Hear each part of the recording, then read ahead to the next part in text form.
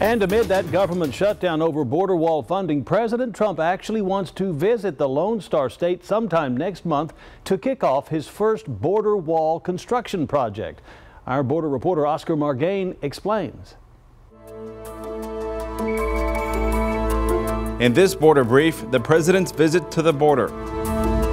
A contract for 115 miles of border barriers in Texas has been awarded, according to President Trump, who made the announcement on Christmas Eve. It'll be the biggest border wall project since the president took office. The new section is very, very exciting, what's going on there.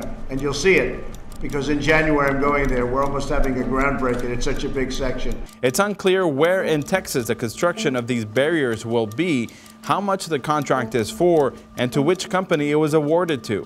No details have been provided by Homeland Security and Customs and Border Protection, as media requests for information have gone unanswered due to the ongoing partial government shutdown. The same shutdown caused 6 days ago by an impasse in negotiations between the president and Democrats over border wall funding.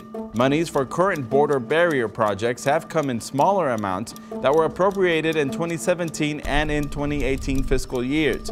Trump is aiming to build and replace a total of 500 miles worth of barriers by the 2020 elections. There's currently 654 miles of barriers, about a third of the southwest border. That's your border brief. I'm Oscar Margain reporting.